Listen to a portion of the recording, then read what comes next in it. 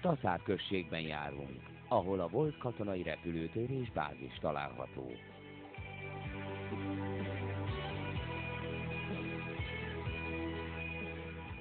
Itt tekinthetik meg az érdeklődők a Katonai Repülőmúzeumot, amelyet 1973-ban alapítottak, és amelynek gyűjteménye folyamatosan bővül. A múzeum kezelője Taszár község önkormányzata. Kuriózumnak számít az egykori raktanya területén szabadtéren kiállított MiG-15, MiG-19, a két MiG-21-es vadászrepülő és egy repülőgép hajtómű. A szolgálat közben elhunyt hősök emlékének adózik a kopjafa és a pilóták emléktáblája.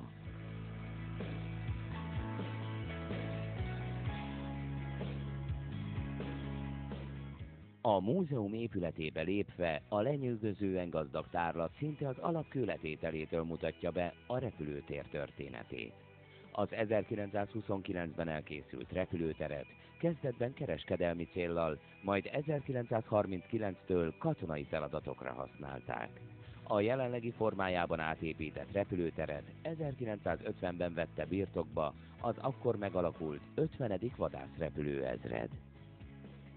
1952-től a 35. vadászrepülőezred kezdte meg a MiG-15-ös gépeken a repülést, amelyeket követtek az egyre korszerűbb típusok, mint a MiG-17 PF és a MiG-19 PM. Ezek után a magasabb műszaki kategóriájú MiG-21-esek egyre modernebb változatai álltak hadrendbe.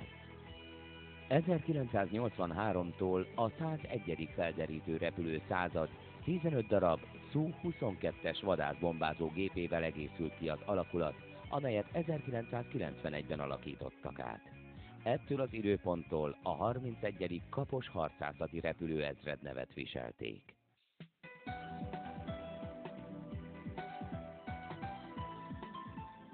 ...1995. decemberétől az amerikai csapatok Taszárra érkezésekor megkezdődött a szövetséges hadműveletek elősegítése a délszláv válság megoldására.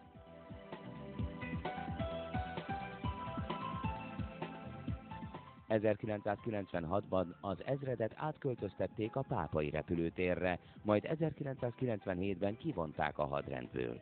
Jogutódként megalakult a Kapos bázis repülőtér. Logisztikai központként használták az amerikai csapatok, amikor több ezer konvoj haladt át Taszáron.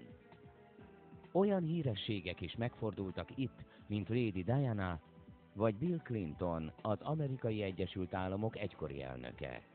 2004. június 30-án az utolsó amerikai katona is elhagyta Taszárt, majd 2005. december 31-ével az alakulat jogutód nélkül megszűnt. Ezzel az 55 éves katonai repülős múlt befejeződött.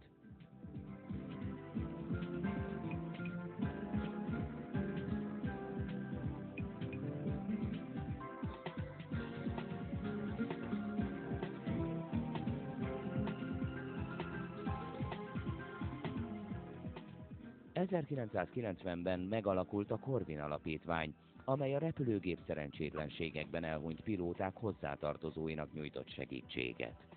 Mindezeken túl a nemzetközi kapcsolatok kiépítésével komoly szerepet vállalt a látványos, taszári nemzetközi repülőnapok megszervezésében.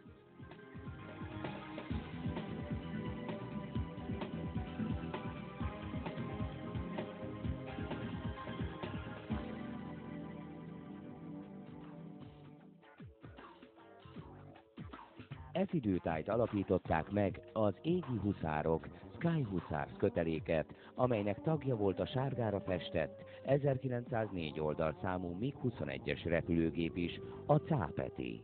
A hazai légi bemutatókon kívül Angliában is nagy sikerrel mutatták be imitált légi harcukat, amellyel méltó elismerést arattak a magyar pilóták.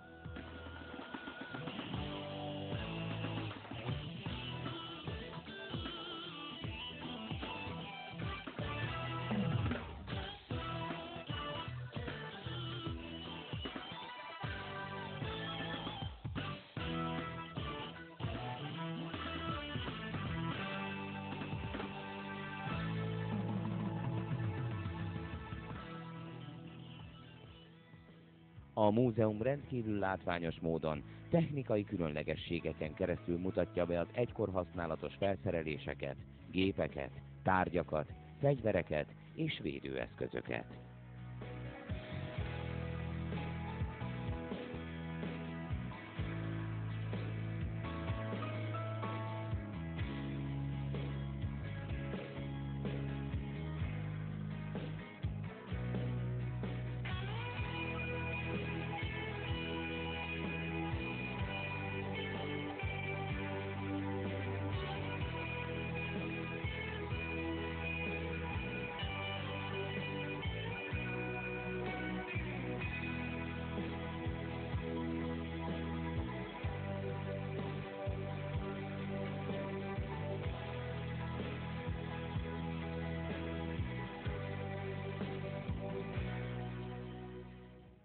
Tekintse meg ön is a tacári katonai repülésnek emléket állító, rendkívül látványos és érdekes haditechnikai és hadtörténeti kiállítást.